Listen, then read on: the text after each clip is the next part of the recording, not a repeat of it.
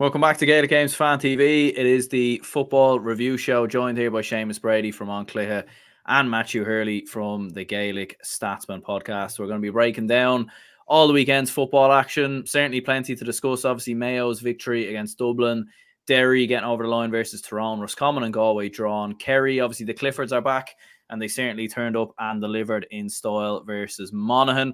Be going down Division 2. Kildare obviously getting beat once again. And I'm sure Matthew will have a lot to say about Cork's defeat versus Louth. And we'll be reviewing obviously the action from Division 3 and 4 and much, much more. How are we, gents? Seamus, first of all, I mean, not the best result for Dublin at the weekend, but you're lucky. It could be worse. We could have lost to Louth and we didn't, to be fair. Yeah, I mean, not a great weekend. I mean, when you combine it with the hurlers getting thumped by Tipperary and Parnell Park, wasn't the greatest start to the league campaign. Obviously the LGFA team picking up, their first win. That's the bright spot of the weekend for Dublin. Look, back-to-back defeats in the league to kick us off, not exactly great, but looking forward to jumping in and trying to analyse it a little bit. The only positive I think is Theo Clancy jumping in and getting minutes in Dublin. Like, that's something that we wanted to see. But thanks for having me on again. Looking forward to diving in now in detail.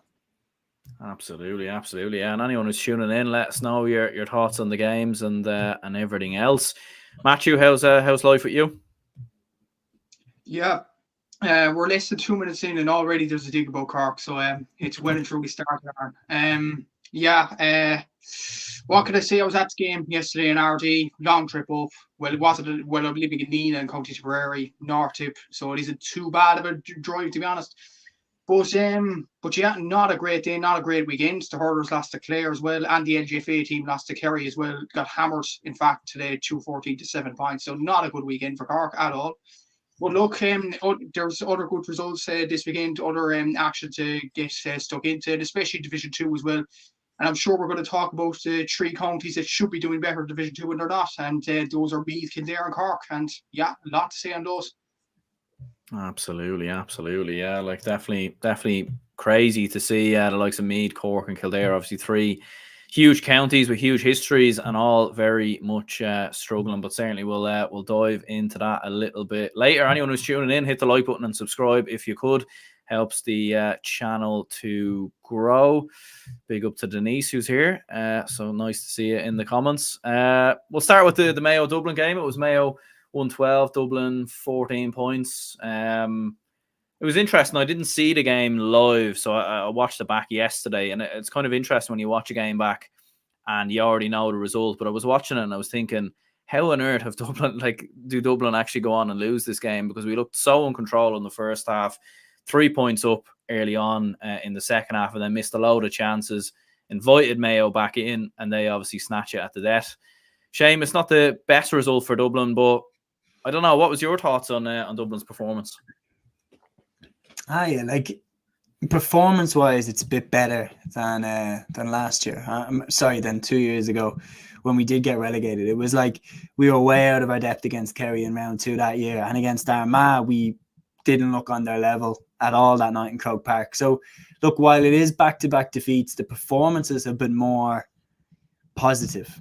Like 2022, the performances were shocking. So there wasn't really anything that you could look at and go, okay, that was in due course. But the main thing that I would look at is performance-wise, we were better this time than we were 2 years ago, but we still didn't win. And you're right. When we came out in the second half, we looked like we meant business. Costello getting that point, that put us 3 points clear at the restart. Like, it looked like we meant business coming out in the second half. Mayo get that goal, which was a soft goal to concede, but like, they happen. You can't really get too annoyed. They happen in Gaelic games. What doesn't usually happen with Dublin is going 12 minutes without scoring. We went 12 minutes without scoring towards the conclusion of that game. Dublin are usually the team that do come up with the crucial scores. We came up against them against Kerry in the All-Ireland final last year. Mannion, Dean Rock, they popped up with the vital scores. Mayo looked the ones pushing at the end to get that winner. And to switch off like that for Fergal Boland's winner was really disappointing, because did they really think Ryan O'Donoghue was going to shoot from there? So if you didn't think that Ryan O'Donoghue was going to shoot from there, well, then you should all be touch tight on your men. And there's no real excuse not to be. So a disappointing way to lose, but the performances are a little bit more positive than they were 2 years ago when we got relegated. They're still not positive. They're still not walking away from Castlebar going, well, great, we're in a great position here. Like, I still think we've shown enough that I'd be still confident that we can beat Roscommon, that we can beat Galway and save ourselves this year. Yeah, what was your take on it, Matthew, watching as a neutral? Like, what were your opinions on the game? Yeah, it was actually a lively start to the game. I actually watched the first half. I went out in the second half, so I didn't see that, but I saw Fergal Boland's win all right, and it was just it was un-Dublin-like, really, the way they were marking up, like Ryan O'Donoghue. Most people, to be fair, Seamus, I will go on that point.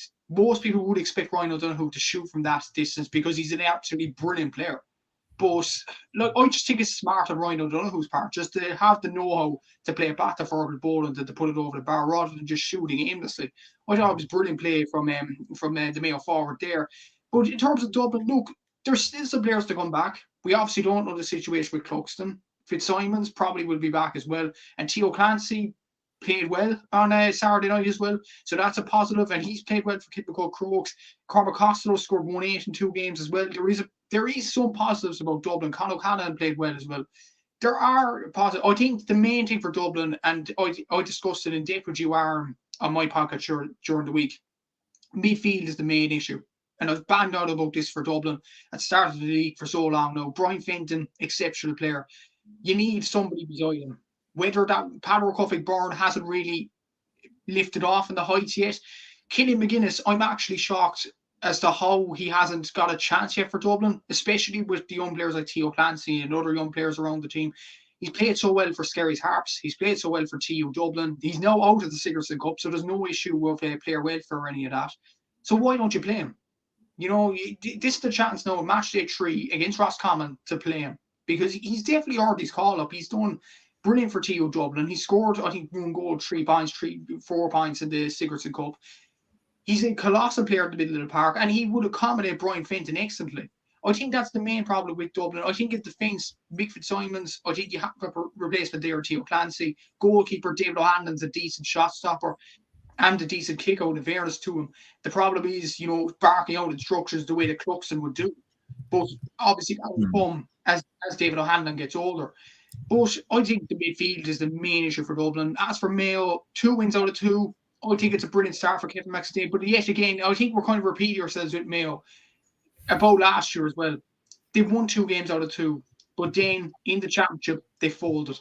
Once they got to the quarterfinal against Dublin, any Mayo fan doesn't want to repeat of that. And like it's a strange one, really, because we should be praising Mayo after winning 2 games, but there's kind of the stuff at the back of people's minds thinking they could do a Mayo on it, basically. But we'll have to see over the next few weeks. But yeah, in terms of the league, I think they're well capable of getting into a league final. I think themselves, Derry and Kerry, look at a very good spot at the moment. So we'll have to see how the next few weeks transpire. Yeah, like I think there's definitely a lot of positives still to take for Mayo, though. Like, I think you'd rather be in Mayo shoes than Dublin shoes right now, in terms of, you know, you have 4 points on the board. Like, Mayo didn't play at their best against Dublin, yet they still won the game. And like majority, I think I think seven points were from frees. Obviously, Fergal Boland's point at the end was, I suppose, scored from a free as well, and then the goal obviously comes from kind of absolutely nothing. So, but they were just super clinical in the first half, Mayo. Like, they didn't have a single wide in the first half. The chances that Dublin gave them, Mayo just absolutely swallowed them up. And I suppose for that is the difference. Like, with Dublin in the league, is last year in Division 2, Dublin played, you know, quite poorly in the league for large parts, but obviously playing lesser quality opposition, so we were able to get away with it. But now playing in Division 1 against teams like Mayo, against teams like Monaghan, even Roscommon in a couple of weeks' time as well. Like, if you give them teams the chances, you know, a lot of them will take them. So, like, Seamus, from a Dublin perspective, like, could Dublin be in a bit of relegation bother, do you think? Or do you still think they have enough to turn around? Because they do have Roscommon next, but I do think people are forgetting Roscommon gave us a very good game in Croke Park, like last year. And obviously you've got Derry and Kerry after that. Kerry at home, Derry away. So like Dublin probably are going to be up against it, even if they do beat Roscommon. Yeah, look, it's going to be one of those that if we beat Roscommon, I'm not too worried. If we lose to Roscommon, we're in big trouble. Like, if we lose to Roscommon, because to beat Derry away will be extremely difficult, especially considering, like, Mickey Hart will go all out for that game. To beat Kerry in Croke Park will be very difficult as well, like, especially now that the Cliffords have been brought back in by Jack O'Connor. Like, they're going to be pretty much at full strength, and it'll be interesting to see, their tactics going into this game. Will they try Shawnee O'Shea at full forward against Dublin? Like, that's something that they didn't really try last year, but it got them the goal against Dublin in the 2022 semi-final. Shawnee got that goal. Like, it's one of those where I think there's a bit of PTSD from the 2022 relegation, that everybody, it started off very similar with losing to an Ulster County unexpectedly in Croke Park, and then a tough away day, which you very quickly realise we might well lose that one too. And now here we are. But I think the moment it changed for a lot of people from being, we're on a bad run of form here to we're going to get relegated is when we lost to Kildare. When we lost to Kildare in Newbridge, I think that's when everyone was like, okay, we're going down here. Like, this is not good. So if we lose to Roscommon, I think I would be fairly confident to say we're in massive trouble if we lose to Roscommon. But I just think you've got Tyrone, Galway and Roscommon who are all there with us, I think, who are going to be in trouble going into the final 4 or 5 games. I think Dublin will have enough to beat 3 of those teams. I'd be confident enough in saying that. And if we can beat Roscommon, if we can beat Galway, if we can beat Tyrone, I think we'll be safe. Yeah, Gaelic guy says here Mayo got really lucky, especially with that goal, and it's a tough one to take for the Dubs. A2 says Mayo won't be winning a raffle this year. Same tactic, run through the middle or give it to Durkin and pray. Yeah, Matthew, I mean, like, I suppose it is a weird one with Mayo, like, because they looked so good in the league last year and obviously went on to have a very disappointing championship. So it is a hard one to judge with Mayo at the best of times. And they probably are nearly going as strong as they can be at this stage. And I think it is fair to say they certainly have a lot more to improve on. Like, their performance probably wasn't actually the best at the weekend. But where do you think Mayo are at? And, like, is there where could you see Mayo sort of going in the league final maybe on the agenda? It depends how Kevin McStay wants to play this. Does he want to go all out in the last few games, or does he want to, ease into the Connacht Championship, which he didn't do last year? Remember, they got to the league final. Then the next week they come out against Roscommon and lose. Like, granted, in Connacht they're playing against, I think it's New York. Correct me if I'm wrong now. In the first round in Connacht, that is invariably an easier game, and Mayo should win that. No disrespect now to New York. So I think Mayo might want a league final, maybe, but at the same time, winning the league last year, did that do anything for Mayo last year? Probably not. Well, other than the Kerry game in the championship, they were absolutely inept, really, of a tactical nose or anything like that. Against Louth, they should have lost. They lost against Cork, who are proven to be a poor enough side. They granted they got past Galway and Pearse Stadium, but then against Dublin in the quarterfinal, they looked a shadow of themselves, and they looked tired. And as well as that, they put so much into the league last year, and a lot of pundits were saying they're like a train, get ready for them. And I fell into the trap. I think you fell into the trap as well, Aaron, thinking they're going to win the All-Ireland this year, because there's a bit of a hardness about Mayo. The fact that very similar to Saturday night, they don't play well, but they get over the line. And there was an element of that in the league last year, and we're thinking, this is the new Mayo. They are coming back into fruition here. But then once the championship comes, gone. And I think Kevin McStay will be wary of that. I know there's very good players there, like Frank Irwin got a bit of a rest now the other night. He played very well for UL, and he will do his Sigerson Cup this week. And there is some good players coming through, like Bob Toohey, Cillian O'Connor's around the panel, Paddy Durkin. That comment actually about Paddy Durkin, give the ball to him and pray. I still think there's good enough players around the team than Mayo, as well as Paddy Durkin. You have Owen McLaughlin there. You have Matthew Moran, who's one of the best midfielders in the country. You have, of course, Brian O'Donoghue, and that pass into Fergal Boland at the end was brilliant. And let's not forget as well, maybe this is a positive for Kevin McStay. Fergal Boland's is back at the team now, and he's firing in the first 2 games. There was a question mark: would he play hurling for Mayo? Would he play football? Does Kevin McStay like his style of play? It's clear to see he does. He's back in the team now, and he's motoring along well for Mayo. So I do think Mayo do have the talent. They do have an excellent coach in Kevin McStay. It's about peaking at the right time. Can they peak once championship comes around? It remains to be seen. But I think Mayo would be better off maybe getting wins on the board match day 3, match day 4 to make themselves safe and come back to Division 1. Then in the last few games, rest a few players and then don't get to the league final and go into the championship then. I think that's the way Mayo should go about things. Will Kevin McStay go about it? I'm not sure.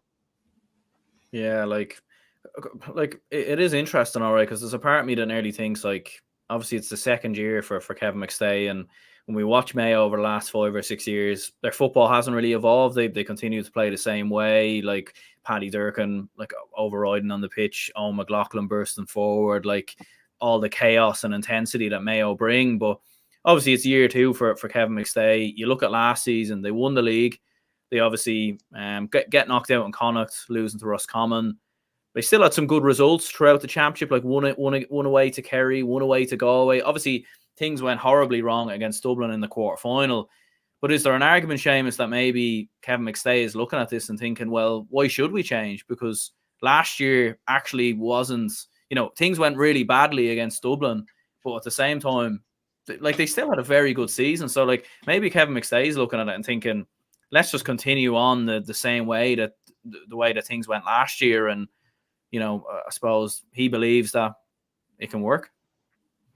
Well, that's it, and he seems to not be the only one who thinks it can work. Like, Derry have gone hell for leather. Like, Conor Glass went off the back of, a performance for the ages for Glenn to kick in the opening point against Kerry in the league in 2 weeks, 1 week.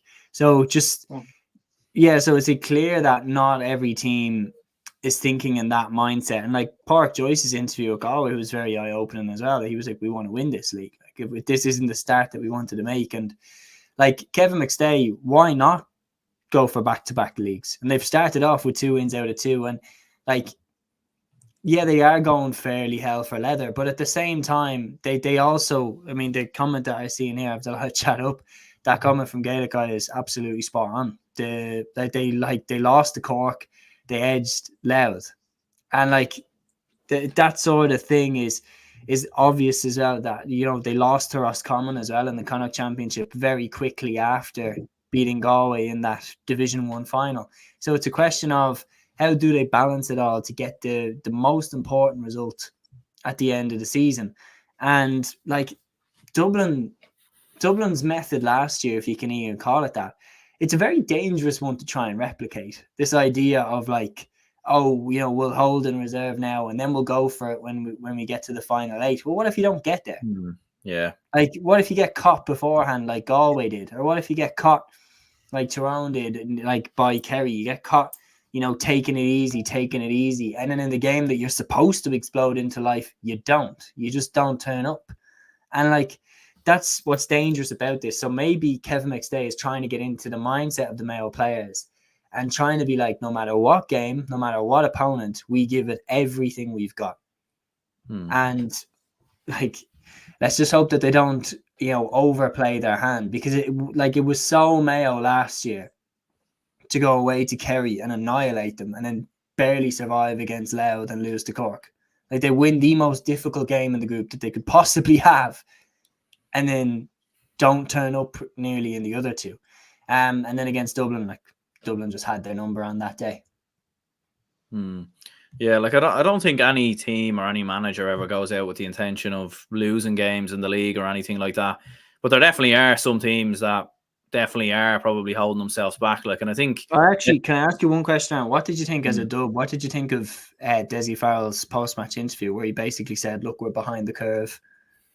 Because part of me was like, why? Why are we behind the curve? We won the All-Ireland in July.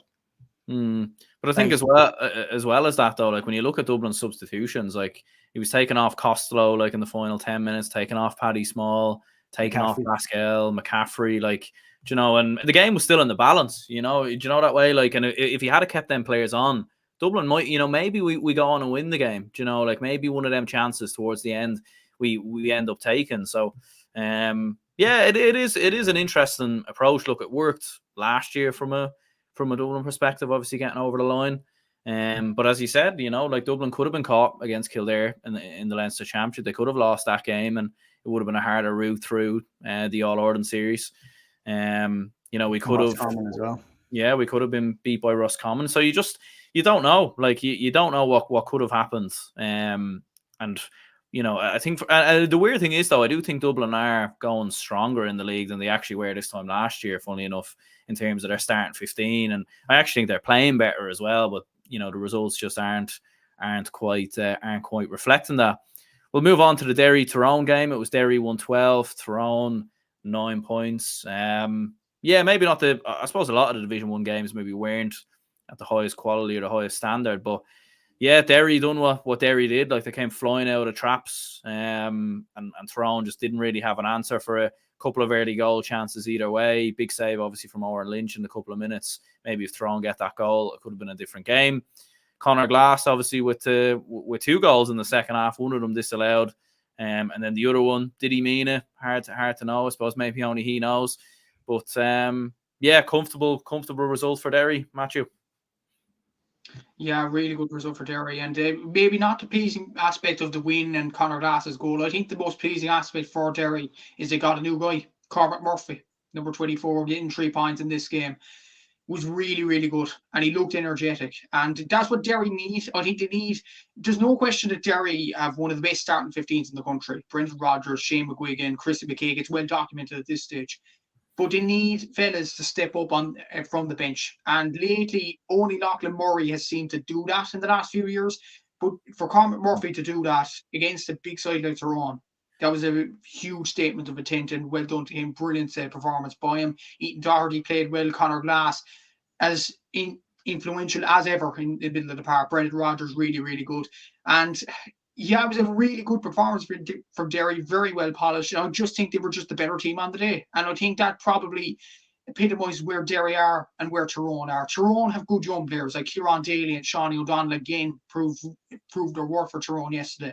But it's kind of a transitional team in many ways. There's a lot of young players coming in. The older guard are slowly being moved on, and they're coming to the fore. And that's the thing for Brian Dewar and Fergal Logan to get right this season. And what I will say before I pass on to you lads, how weird was it seeing Mickey Hart in a Derry jumper against Tyrone? That was the moment that would have became real for Tyrone people, more than it had ever been up until that point. To go to a game, see Mickey Hart in the little cap, and then he's in a Derry cap. I think that just would have became more real than ever before. Yeah, it was a strange one, all right. Like, I mean, were you any of you surprised with Tyrone? Like, in terms of, I don't know, I thought there'd be a bit more like ferociousness about them or something like that. I thought they were very passive in the game, and maybe it could be, a case of shadow boxing and everything else. These two could potentially face each other later in the year, but I don't know, what did you reckon about Tyrone? I just thought they were very off the pace in comparison to the game versus Roscommon. Yeah, no, they were. I don't know. It's one of those where you shouldn't need much to get up for that game. I mean, if Brian Dewar ever wanted a kick, to get his lads fired up for a game, I mean, this is the kick of all kicks. You're never going to get a chance to get your players more fired up for a game. Everyone's writing us off. Derry have, our messiah in charge pretty much now, and everyone's saying they're gonna go win the All-Ireland, and Glenn won the All-Ireland Club Championship, and we have a chance to go to Celtic Park and burst the balloon. We have a chance to go and really take the wind out of their sails, because if Tyrone had won that game by 4 or 5 points or something in an ideal world for Tyrone fans, that would have really been like, all right, pipe down. Because there's so much, goodwill and so much good energy and hype around Derry right now, that Tyrone had a really good opportunity to go in there and make a statement, and they went 32 minutes without scoring. Like, they only converted 4 from 16 shots in the second half. That's not good enough to win any game that you play, let alone a game against Derry in Celtic Park. And Derry, I thought, were as methodical as ever. They were as smooth as they ever are. Their system is set up that it doesn't really matter what team it's against, it will work in its own way, and they make teams play on their terms. Conor Glass's goal, what do you think? Do you think he meant it? Oh yeah. Yeah, I think he did, to be fair. I think he A did. lot of people are saying he didn't. A lot of Yeah. people are saying he didn't, and a lot of people are saying it's hard to know, really, because when you look at his reaction, he obviously does this to kind of point, and he did that. Yeah, he did that immediately after. Yeah, to sort of employ, think quickly, or thinking on your feet kind of type thing. Whether he just done that after because he scored the goal and he was like, he's obviously feeling very confident right now with everything that's happening, in his life, getting engaged. Listen, really feel like you're doing no wrong. Yeah, exactly, and rightly so. Won an All Ireland club championship a couple of weeks ago, scoring, one of the decisive goals. Barry says here, he said after himself he didn't mean it. Well, there you go. Know that. Gaelic Ice is also Glass definitely went for goal.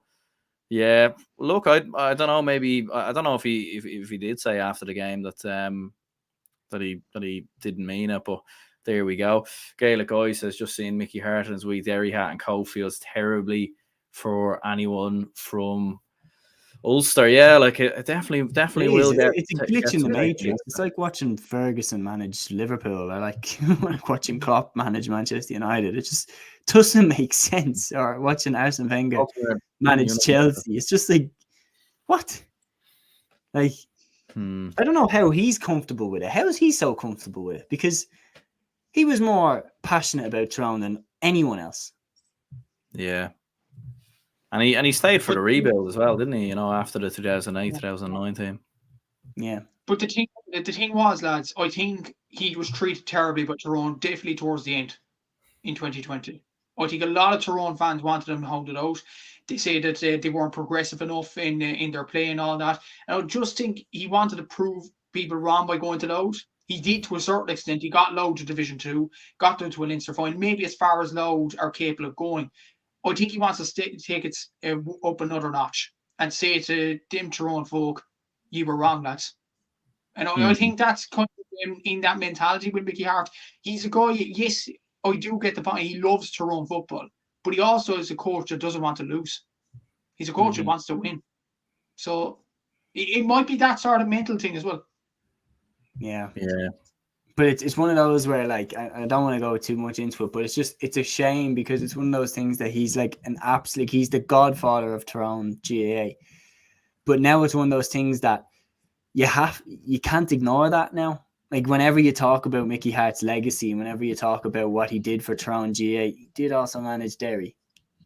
And if he manages them for 2 years, 3 years, and wins the Ulster title, wins the league, wins the All-Ireland with Derry, that will really hurt Tyrone fans.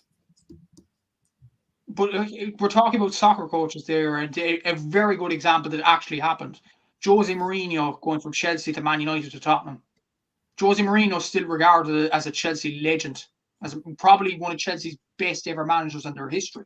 If they have a history. But at the same time, when he went back to Stamford Bridge, they were singing F off Mourinho. Like I don't think he ever thought he'd see the day that would be sung in Stamford Bridge. Like there is famous examples, like Johan Cruyff played a season for Feyenoord and now he has, Ajax's stadium named after him. So like it's not necessarily the end of the world, but it just is something that will be on your legacy. Yeah, I think all in all, I think most Tyrone fans, I think there's obviously going to be a bitterness and a rivalry there right now, but I think when it's all said and done, I think most Tyrone fans will still have a lot of respect for Mickey Hart, and I say a lot of them probably still do now. Like, he did win 3 All-Irelands after all, and look, I know not all them All-Irelands were down to him. Like, it's obviously down to backroom team, players and everything else, but he was the focal point. He was the manager, and he certainly did take a lot of credit considering they hadn't won an All-Ireland before. He'd obviously managed Tyrone at senior level. So, but yeah, like obviously from a Derry perspective, getting to the league final, like considering how strong they're looking, like it does look a realistic possibility, in fairness, for Derry to be in that league final. 2 wins from 2. They've obviously beaten Kerry, beaten Tyrone. So that they're in a strong place to possibly get to a league final. And look, getting silverware. I know they've won a couple of Ulster titles in the last few years, but winning a league title could be very beneficial maybe to Derry. Albeit, look, to be straight into the Ulster Championship a couple of weeks later, but winning a league title could be very beneficial to them. And actually, just a start on league winners in Division 1. Since, I would think, 2009 or 2010, around that time, there's been 4 Division 1 champions: Dublin, Kerry, Cork, Mayo. And only one of those has failed to go on and win the All-Ireland. And you could just guess who that is. That's another joke on Mayo there. But that could be a good sign for Derry. That might give them the confidence to say, we're here, we're going to go for the All-Ireland here. And if that's what Derry, I said this at the start of the season, I predicted Derry to get to a league final. I said that because more than anything, Derry need a national trophy. An Ulster title is fine. Like 2 Ulster titles in a row is a superb achievement, taking nothing away from them. But to maybe epitomise that they're there with the Kerrys, with the Dublins of this world, they need a national trophy in Croke Park on the board. And I think Mickey Hart will go all for it in this Division 2. And along the way, if he's finding new players, the likes of Lachlan Murray, Cormac Murphy as well, I think it's a very, very good league campaign for Derry. And yeah, it's going to get even better, I think. Yeah, and obviously the addition of Cormac Murphy, like, he was absolutely brilliant. Like, obviously scored 3 points, but set up a number of scores as well. And obviously the goal that was disallowed, like, he played a big part in that goal as well. So maybe a little bit unlucky not to get the assist on that one. Big win for Kerry away to Monaghan, 3-15 to 112. Obviously the return of the Cliffords, obviously coming off the bench. Sean O'Shea, excellent again, a goal and 7 points from him. David Clifford with 1-1 from the bench. Paddy Clifford getting on the score sheet as well. It was a fairly even game at half time. Like, there was only 1 or 2 points in it, and then Kerry just really pulled away the more that the second half progressed. But I suppose Seamus obviously back with the Cliffords are back in town. Yeah, and like, I mean, the minute they came on, you just see how good they are, and you see the panic in the Monaghan defence anytime the ball goes near David Clifford. It's the aura that he has around him. Paddy kicked a lovely point. All of a sudden, Shawnee O'Shea isn't the only one or the obvious one, that you need to worry about. Look, Kerry have had a pretty good start to the league. I know that losing to Derry wasn't in the plan in the first game, but the reality is Derry beat them by a point with a last-minute free when Kerry didn't have the Cliffords. So, and Derry had everyone. There was nobody missing from that Derry squad. So Jack O'Connor quietly would have been like, well, if we had the Cliffords, we might well have won that game. And then to go away to Monaghan, who beat Dublin last week in Croke Park, and to beat them by 9 points, even though it does flatter them a bit that they won by 9 points, but they still won by 9 points. That's the only thing that matters at the end of the day. It's a good start, and it's a good answer to that opening day defeat.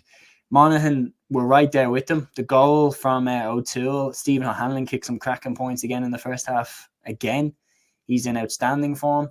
But the way Kerry powered on in the second half was really, really impressive. Shawnee O'Shea's goal at the end, look, these things happen. It was a bad mistake by McDonald in goal, but like, by the end, the game was over anyway. And it makes it look a bit worse on Monaghan. But I don't think they'll be too bothered. I think that after the victory against Dublin, I think that they'll have got the confidence that they're going to stay up again. And, with ties coming up against teams that maybe they'd see as more winnable than against Kerry with the Cliffords back in, they'll back their chances. I think it's a compliment to Monaghan that, he brought the Cliffords in, that Jack O'Connor sprung them off the bench fairly early in the contest. Like, he sprung David Clifford, if I'm getting this right, he sprung him, I think it was just before halftime, wasn't it? He sprung David. So, like, that's a compliment to Monaghan in terms of how well that they were playing in that first half. And when they came in, they did make a big difference. And, like, David got the goal. Like, Killian Burke got the goal as well. Like, that's a cracking finish from him. He's one to keep an eye on. And Kerry have added well. Like, Dylan Gainey, Conor Gainey, Killian Burke. There's, competition for that final spot in corner forward. It very much felt over the last few years like they were very much persisting with Tony Brosnan. Like, they were like, come on. Like, no matter what, we're going to give you a crack at the whip. Now there's 4 or 5 lads that are all vying for that spot. And the competition being fierce leads to the guy who eventually gets the place being under hot pressure to keep his form at a high level, which leads to better results for Kerry. Yeah, were you surprised at all, Matthew, to see the Cliffords back in so soon? I mean, all the chat had been that, you know, they weren't coming in until the 4th game. So I suppose when we saw them in the panel, I think we knew they were going to get on the pitch at some point. And obviously David Clifford comes on before half time. Paddy Clifford gets on as well. So were you surprised at all to see them feature this early? Could I say an answer of yes and no? The fact yes, because Clifford's needed a rest, and they've been going non-stop for year in, year out, for Fossa, for UL, for East Kerry, for Kerry, and they badly needed a rest according to many. But the no answer, because this is Jack O'Connor. This is a manager that wants to win. And he'll do anything to get the Cliffords back into the team, and he'd be gunning for this league title. And the thing is with Kerry, once they add them back, they're a serious threat. And that's the honest truth of it. And what I'm interested to know, Sean O'Shea's full forward role. What will Jack O'Connor do now? Will he put Sean O'Shea full forward? Will he put David in the corner? Will he put Paddy, the guy that delivers the ball in at centre forward? Who's to know? Like, that would be an unreal partnership, and that would, like, a trio that would absolutely be feared up and down the country. And I've seen actually a tweet replying to Kerry's team news during the week of Monaghan GA Supporters Club on Twitter, very good account there. They put up a gif of Father Ted, you know, the one where he's like, oh, oh, yeah. And I think that was a perfectly reasonable reaction from the Monaghan boys. You know, it's the king coming back into it, and he was absolutely outstanding yesterday. Killian Burke, brilliant finish, as Seamus mentioned there, into the top corner, and the Sean O'Shea goal. I'm doing scores in the Alliance League. I'm not sure whether I award Sean O'Shea that goal. I looked at it replay after replay after replay. I thought that was Dermot O'Connor's goal, lads. I'll be honest. And a lot of reports are saying it was Dermot O'Connor. So does it matter? I'm not sure. It looked to be Sean O'Shea pumped the ball in. Darren McDonald fisted the ball out, and then it just deflects off Dermot O'Connor and in. So I don't know what you think of it yourself. Do you think Sean O'Shea deserves that goal? Yeah, it's a hard one to know, really. Like, I think ultimately for Kerry, you know, I don't think it will really be that big of an issue or a problem, like, or anything they'll lose sleep over. Like, it just shows the effect that Sean O'Shea is having a full forward. And to be fair, he played there against Dublin in the semi-final 2 years ago, and I remember he was absolutely brilliant. He caused all sorts of havoc. He obviously gets the goal, wins the penalty. So it's maybe a bit of a surprise that Jack O'Connor hasn't looked to have done that a bit more. And maybe considering Sean O'Shea wasn't at his absolute, like, you know, peak best in terms of his standards last year, maybe it is a good thing for Jack O'Connor, in fairness, to reinvent Sean O'Shea ever so slightly. Suppose, Seamus, could you see Kerry just going strong now between now and the end of the league? Because I suppose if they are going to go as strong as as they were with the Cliffords coming on and everything else, I suppose they will take some stopping, in fairness. Yeah, no, they will. And like, the reality is they've got Dublin coming up in Croke Park in, I think, 3 weeks. They have what game have they had before it? Good question. I know they have Dublin at Croke Park, not their next game, but the one after that. That's on the 24th. That's going to be a cracker. Like, and Kerry will go all guns blazing in that. Kerry, yeah, they have Mayo, actually. No, they're not going to take a step back in that one. Yeah, so. Yeah, not going to say so. Kerry will go hell for leather against Mayo. They'll go hell for leather against Dublin. And if they win both of those games, they're in the winning column when they actually have a shot at winning the whole National League again. Yeah, I think it looks likely of being a final of Derry, Mayo, or Kerry, like 2 out of those 3. I'm surprised at how serious Mayo have taken it because of, you know, what happened last year when they won the league and then didn't go too well in the championship. I thought maybe they might take their foot off the gas a little bit and go, okay, we scratched that itch, we won the league title. But like, this is Mayo, it's rock and roll football, whether you like it or not. So I think they're going to go try and win the league again. And I think it will be one of those pairings, either Derry Mayo, Derry Kerry, or Mayo Kerry in the league final. Yeah, Kid Cuddy saying here, really impressed with Monaghan in the first half. The new young players like McNulty, Mooney, Wilson all look comfortable playing against Kerry, and Gaelic Guys says not much to say in this game other than Monaghan played well, but the Cliffords made no mistake. Yeah, like the scoreline maybe like flattered a little bit in terms of some of the errors at the end, but generally I thought Monaghan competed fairly well in the first half, and they can certainly take a good bit of positives going into the next one. Roscommon 9 points, Galway 9 points. Obviously, fierce conditions down the west, as it always is. I'm not too sure if I've ever actually watched the game in either Roscommon or Galway, and the conditions have been good. It just always seems to be rain, wind, and absolute madness that goes on there. But yeah, Davy Burke obviously was alluding to it in his interview post match. Not a great game by the looks of it. There's probably really not too much to discuss here, but I suppose Seamus, like both sides off the board, they have a point at least. And look, it's better to have 1 point than no points, as they say. Yeah, no, that's it. And look, for future, I would be surprised as to why more Connacht teams don't try and push for, more games inside the Connacht GA Air Dome. I mean, just it seems to be way easier to put up higher scoring tallies and, play better games of football inside the, the Connacht GA Air Dome. Probably attendance maybe, could it be? Attendances maybe, yeah, that probably could be it. Look, the main thing that I'd be thinking when I'm looking at this game is, like, Galway and Roscommon both needed a big answer after their opening day defeats. Roscommon looked in a good position after Donny Smith's goal against Tyrone, and then Tyrone took over that game and went on to win fairly comfortably. I know Roscommon got the goal at the end, which probably should have stood, but then at the same time, Conor Kilpatrick shouldn't have got sent off for Tyrone, so kind of evens out. At the same side, Galway were terrible against Mayo on day one. They looked like they were completely unprepared for that game, so there was a big answer needed from them. Neither side played this game with any intention other than winning. So I think they'll both be relatively annoyed that they didn't. Like, Davy Burke didn't bring back Ben O'Carroll, Brian Stack and Rory Fallon like the British lads. He didn't bring them back to draw this game. He brought them back to win. Galway, on the same side, they would have eyed this game up as a game that they can potentially win. But as they said on League Sunday, like, their scoreline last year was like 9-8 to Roscommon. Like, this is a fairly common trend between these two teams, that they tend to hold each other down to a low-scoring contest. Look, Galway showed some fight, which is the main positive that Pádraic Joyce can take away from it. They were 3 points down on the 52nd minute, and they fought back to a draw. That's positive. But apart from that, there's not much positives for either side to take. Donny Smith's red card was stupid. Like, I don't know what, like, does he want to give himself the red card? Like, the most obvious punch in front of the referee. But apart from that, look, both sides will be not exactly delighted with that performance and that result. And they both, to be honest, look in trouble of going down.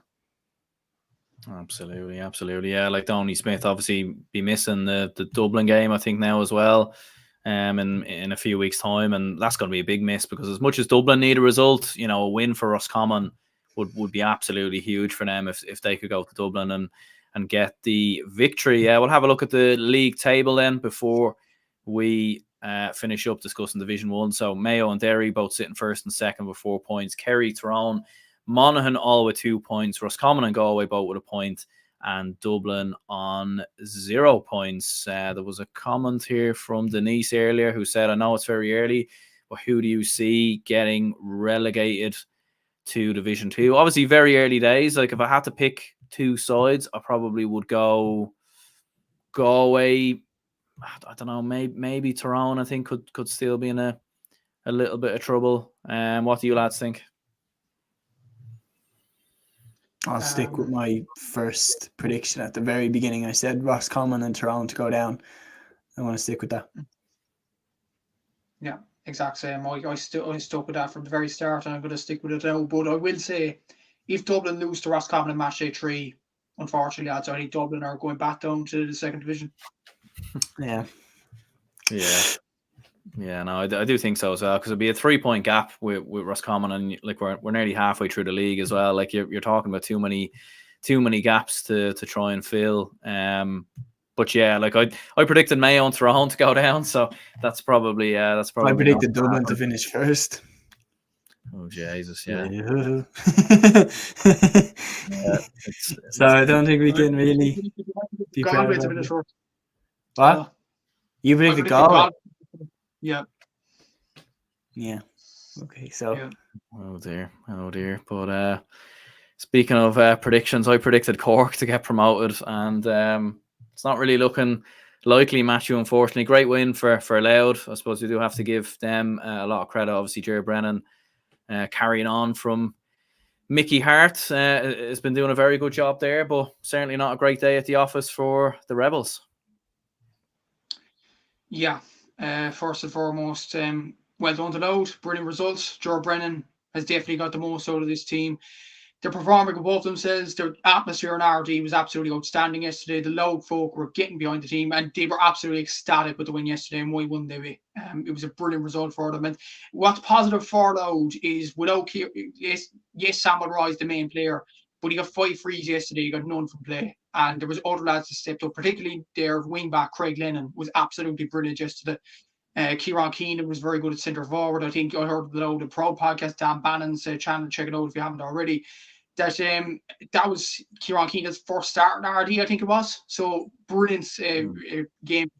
Kieran Downey was brilliant as well as the two midfield man mountains in Conor Early and Tommy Durnan were brilliant as well. And just a brilliant result for Louth and a crucial result for them. Now we get to the bad points. What else can I say that hasn't already been said about this team? Look, what I will say, if we don't change up our tactics, if we don't have more, if we continue the way that we're going to play as we did against Donegal and Louth, we are getting relegated from Division 2. I'm saying this now. I'm being deadly serious. This was well done to Louth, but this was a terrible performance by Cork. Not that I don't think. I think the effort is there. I think the players care. I do think there's quality there. Mark Cronin's a very good player. Brian Hurley on his day is very good in fairness. Owen McSweeney and Chris O'Jones are top scorers from play, 2-6 each between them in the first 2 games. But the problem is, and I've said this constantly on your 2 channels, every time we get to the 45-metre line, we hand pass the ball back. Every time we get up the attacking positions, we go backwards. Why? Like, what's the point of that? You look at Louth yesterday. I know it wasn't seen on League Sunday, but I'll explain it with Louth. They got the ball, they turned it over inside their 45, and they broke with pace. Kieran Keenan and Kieran Downey running up and down the field. They were absolutely outstanding at that. But with Cork, Owen McSweeney or Brian O'Driscoll would get the ball, no options up front, no option to shoot. We'll go back and hand pass it. And it's about as well, Aaron. It's about using your brain, and not enough of these Cork players were using their head. And this isn't like wides or turnovers or anything like that.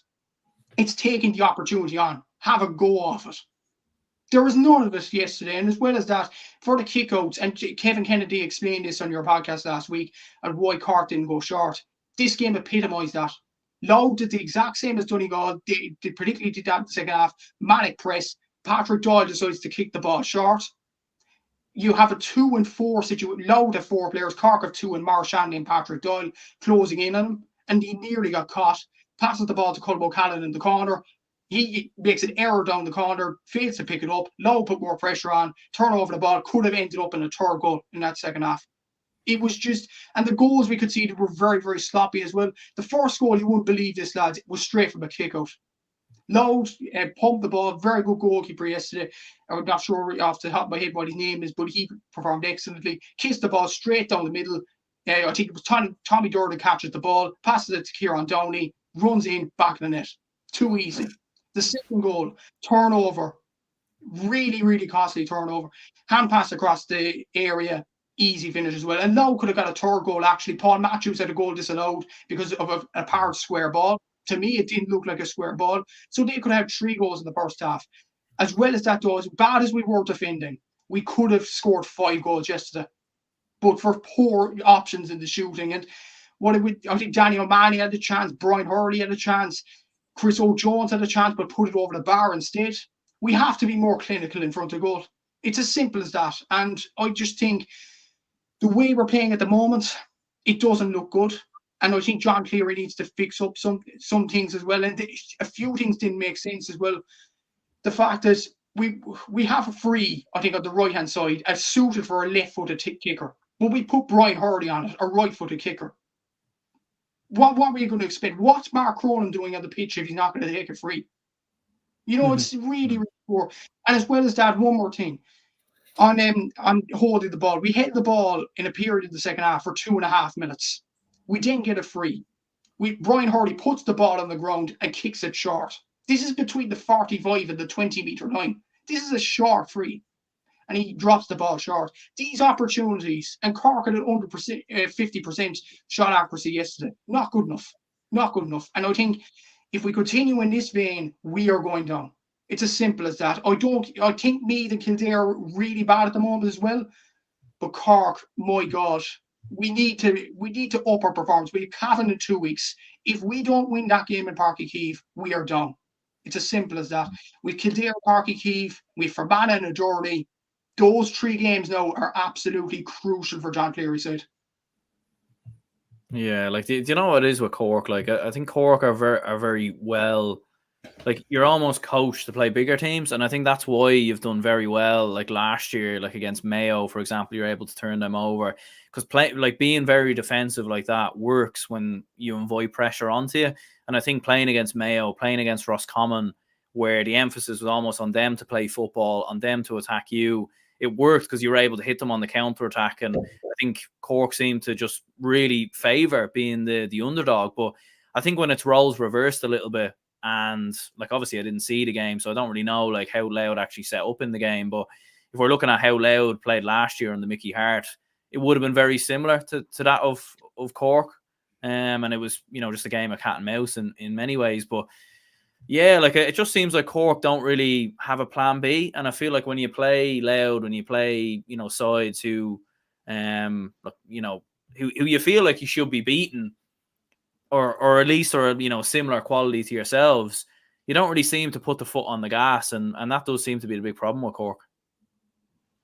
It's a huge problem, and the thing is, well, what separates Louth and Cork? Louth are able to adapt.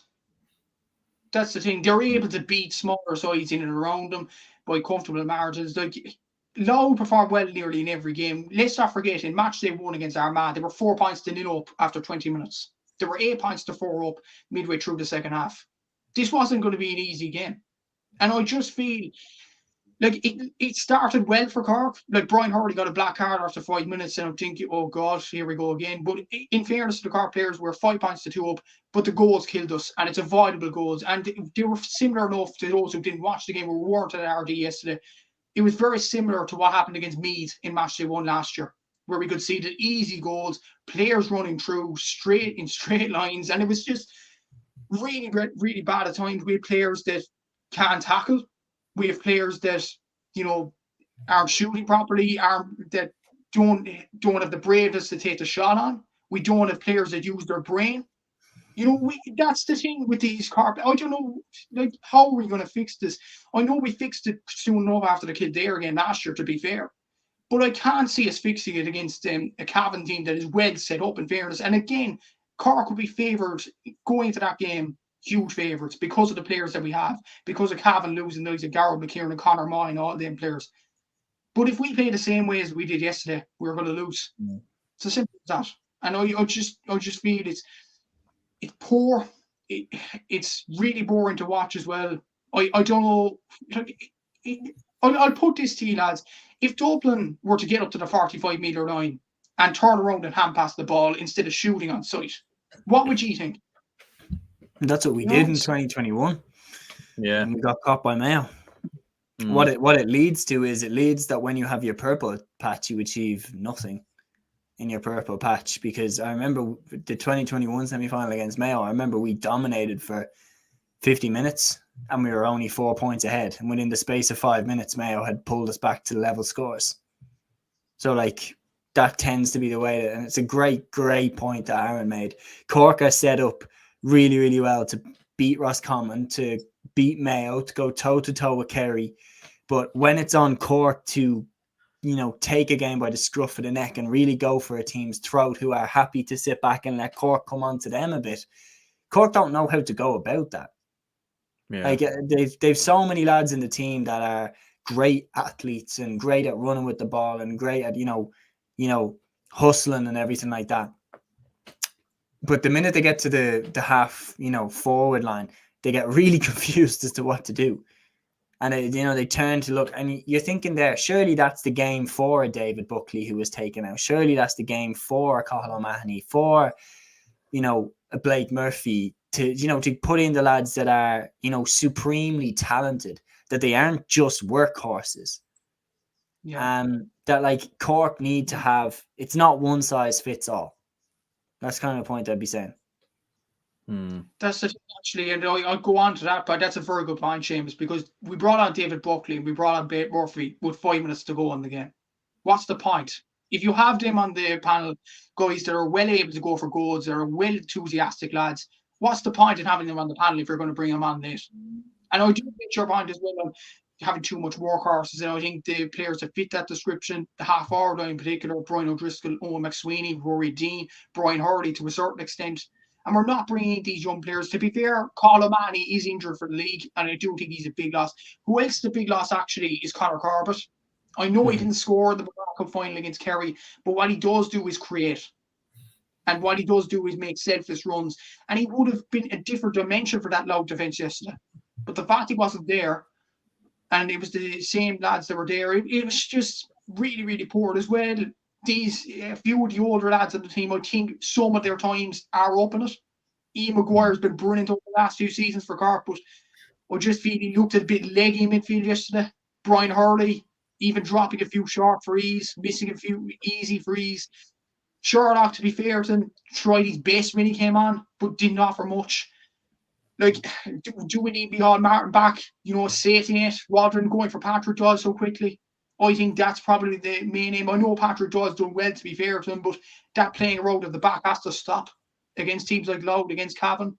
And I think we need a very good fullback as well. I think Tommy Walsh needs to be moved out to the corner. I think Rory Maguire needs to start in these games. Sean Meehan needs to make himself counted. Like, Luke Fahey, to be fair to him, is coming back from an injury. Matty Taylor did his best yesterday, as he always does. But it just wasn't enough. And I just feel, I take James' fan, we need more enthusiastic young players, the likes of Buckley, the likes of Blake Murphy, the likes of Conor Corbett if he's fit, the likes of Colin Manning when he's fit for the championship, to buzz around that team. Chris O'Jones, we need to give him more of the ball. He's the informed forward that we have. We need to feed him with the ball because he's the only guy that's not afraid to take a shot on. The rest of them are just afraid to take a shot on. And we need to improve on so many aspects before the Cavan game. Do I think we could do that? It depends on the attitude of the players, really. And I'm not sure will that happen in 2 weeks' time. Yeah, Louth GA fan says here, Louth played poorly yesterday and Cork still lost. There is more to Louth than Sam. Yes, he is the captain, but we have a team to get into Division 1. We are not overachieving or playing above ourselves. Louth have players still to come back, especially Kieran Byrne, Dan Corcoran, Noel Sharkey, Dara McConnon. Louth will be around for the next few years. We are here because of the players we have. And yeah, look, it definitely is an excellent point. And I suppose, Seamus, like a lot of people, looked at Louth as a side who could be in a relegation battle, a team that maybe could struggle. A lot of people weren't really sure about Ger Brennan's appointment, but look, he's come in and he's done very well for Louth so far. They were probably very unlucky not to beat Armagh, especially when you look at the amount of different scores that Louth were getting. It's fair to say, like, they are a very well established Division 2 side, and I suppose with Donegal and Armagh in this division, it might be tough for them to get promoted. But look, they were third last year, so no reason why they can't be thereabouts again this year. Yeah, and it's been a great start for Ger Brennan. It's a great comment in there from the Louth fan. It's one of those things that, like, they could have got something out of the Armagh game. They did, get the victory against Cork. It's just one of those things of why people didn't really necessarily believe that they could carry this on was because we've seen teams, get back-to-back promotions and then fall really quickly as well. Like Limerick are the team that Louth beat in that Division 3 final. Limerick got relegated from Division 2 in the same year, and they've started off the Division 3 campaign with back-to-back defeats. That's kind of what usually happens to teams that, get a manager in who galvanizes a group of players. Like Mickey Hart is a is a manager from all accounts that would make his players want to run through brick walls for him. And when that manager cultivates that group, us against the world type energy, and they achieve a lot in a very short space of time, once that manager goes, it kind of tends to fall a bit. Like Donegal, when they lost Jim McGuinness, weren't really All-Ireland contenders for the next couple of seasons. Like there's other examples of when a really, really charismatic, influential manager goes, it is hard to maintain that level.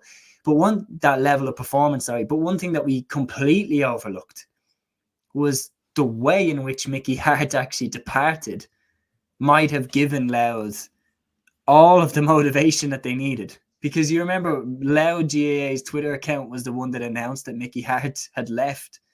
Like they were really annoyed and, very, very upset by the way that Mickey had left. And Ger Brennan coming in, it would have been very easy to stir up those emotions and think everyone's writing you off. They think you're crap. They think you're useless. They think the only reason that you're up was because of Mickey Hart. Let's go out and prove them wrong. They've started well when it comes to proving people wrong. And I do think that they actually will be safe now, because you've got games coming up against Kildare, Kildare would lose a match now at this stage if they were the only team on the pitch.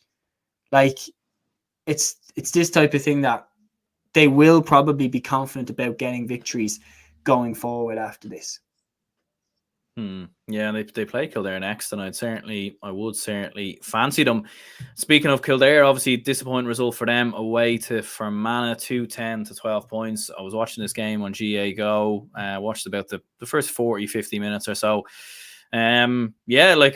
Just madness really from Kildare. Like they didn't have a single point from play in the first half. Fermanagh looked very, very comfortable for large parts. Like, I suppose, again, we were talking about Louth maybe being a little bit disrespected and everything else. And I suppose Sean Kavanagh was alluding to it a little bit on the Sunday game sort of last night, saying that, have people even watched Fermanagh play before, like in terms of, everyone who's predicting them to get relegated, which I'm pretty sure was all three of us.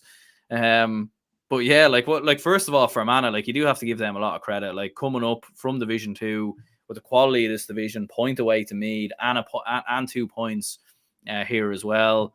Matthew, could Fermanagh stay up, do you think? Do they have a chance to stay up in this division now? I think they certainly have a chance to look at the performances of the first two games. And this is the first full game I've watched for Fermanagh since the Division 3 final against Cavan last season in Croke Park, and I was thinking, why did I predict them to finish 8? Seriously, you look at some of these players. Sean Cassidy was brilliant. I know there was a lot of people crying over the missing of Sean Quigley, the two Jones brothers, and Ryan and Conal. They would have been big losses to any team. But Sean Cassidy stepped up. He's the top scorer for play across all 4 divisions with 2 goals and 3 points so far in 2 games. He's done absolutely outstanding. And one point in particular, it wasn't a point that he scored, but Lee Cullen's point in the first half. He was surrounded by Kildare players, but he plays it in to Lee Cullen, who's in open space. Brilliant bit of smart play, and he's definitely a player to watch in the league campaign. Declan McCusker played brilliant as well. Ryan Bogue in goal did absolutely brilliant, and I know Sean McNally's done well over the last few seasons for Fermanagh, but they know 2 very good goalkeepers as well. So I think it's Ross Bogue is his name, and apologies to Fermanagh fans. But Shea Cullen had a very good performance, Lee Cullen as well. Look, Fermanagh seem to be motoring on very nicely. Stephen McGullion as well at centre back. And yeah, really, really good performance by Fermanagh. And they looked really energetic. They looked up for it. And they're going to be a very difficult team to break down for any team going to Brewster Park or Derry. And really, really good performance from them. But the big question about Fermanagh, and I'd ask this to Fermanagh fans, how on earth did you lose to Antrim and Laois last year and draw to Wexford, did so poorly in the Tailteann Cup, and now do well in Division 2? It actually doesn't make sense to me. Mm-hmm. I don't know, did Fermanagh actually down tools for the Tailteann Cup? I don't know what was the issue there, but make no mistake about it. If Fermanagh tried their utmost for the Tailteann Cup last year, they would have gone damn close to winning it. Yeah, that's it, Andrew. Like when you were saying why did we pick them to finish 8th, it's because of all of the above that you listed. Yeah, I thought they were of a lower level than because of previous performances. Like the loss to Laois and the way they went out was pathetic. Like it was genuinely like that they didn't care, and like you have to question like where was those performances in the Tailteann Cup? Did they not, because they could have got there, like Antrim, pushed Meath all the way in the semi-final of the Tailteann Cup. Would that be something that they look at and think, like, if they had won that and maybe won the Tailteann Cup, they'd be in Meath's position where it doesn't matter what happens, they're in the All-Ireland Championships anyway. That's the thing. Yeah, definitely. And Aaron O'Neill, moving on to like Kildare. that was a mad one. Yeah, I was very surprised when I saw that. Yeah, because I remember he played against Dublin a few years ago. He was the goalkeeper. He played against Dublin. It was like the fella just had been tasked with taking as many risks as possible. Like the fella was taking the most audacious kickouts and moving as far out with the field and then doing dummy solos and everything out the field. Like he's a very enjoyable goalkeeper to watch. But I was surprised, like when you look at the mistake that Mark Donnellan made for the goal. Like Donnellan's had that position on lockdown for years, and Aaron O'Neill's been waiting in the wings. Like, I mean, when you see the absolute size of Aaron O'Neill, like maybe he told Glenn Ryan that he wanted to play, and you see the absolute size of Mark Donnellan. Maybe Mark Donnellan said that he wasn't going to accept being dropped, so in order to make them both happy, he put Aaron O'Neill outfield. Yeah, and then obviously took him off, I think, at half time as well. So yeah, it was a bit of a mad one. But to be fair, I don't know. He probably plays midfield with his club, or probably plays as an outfielder with his club. I'm not entirely sure. I remember Paddy O'Rourke for Meath played outfield 1 year. Do you remember Paddy O'Rourke played in goal for Meath 2012-ish? And then they put him outfield for 1 year and it didn't work, and they put him straight back into goal. Yeah, or a bit like Joe Sheridan, the reverse. They put him as backup goalkeeper for Meath, which was a little bit mad. I should go outside, says Kildare, where Puttrid look like they are being coached by this interested substitute teacher. No variety in attack, passive in defence. Fermanagh were good and won at a canter. Yeah, Seamus, like what on earth is going on with Kildare at the minute? Obviously, opening defeats to both Cavan and Fermanagh, two sides promoted. It's a bit mad with Kildare because they've had plenty of underage success in the last few years. They do have great players in their county. I'm very well sure of that, but they just seem an absolute mess. And Meath played in the Tailteann Cup last year. You could very well see Kildare in there, to be honest with you. They're on a one-way ticket towards Division 3 at this stage. It's going to be very hard, in my opinion, to see them getting out of this. Yeah, they're the most frustrating team in the country to watch. Like, it's because there's no doubting the ability that's there. We've all seen Daniel Flynn. We've all seen Jimmy Hyland. We've all seen Kevin Flynn. We've all seen Mick O'Grady. Like Derek Irwin. Like, these guys are cracking footballers. And like when people talk about Monaghan overachieving and Louth overachieving and everything like that, they take absolutely nothing away from those counties for overachieving, but it just highlights more and more that there's no excuse for how off the pace Kildare are. Like, they're doing everything right up until the under-20 cut-off point where then they're supposed to go to senior. And it's like they didn't finish building the bridge to All-Irelands. It's like, I don't know why they haven't been able to put them into a cohesive team. Like Kevin Feely's getting a good crack at the whip. That's probably the only positive to take from the opening two league games, is that Kevin Feely's getting some proper game time now at midfield. But yeah, it just doesn't really make sense. And like, they are going into the Tailteann Cup because Meath are safe. So it's like, and then the question is, and then you look at Munster, Cork are on the same side of the draw as Kerry. So, like, there could be an absolute bloodbath there in Division 2 for teams that stay up, but also go into the Tailteann Cup anyway. Because if Meath get relegated, well, that means that whoever finishes sixth is, in the Tailteann Cup. And if Cork, get knocked out by Kerry, well then, and then if Clare and someone like that gets into the Munster final, well then Cork are in the Tailteann Cup as well if they get relegated. So it's just a bizarre situation unfolding in front of our eyes, where we could genuinely see three giants of the game relegated or in the Tailteann Cup.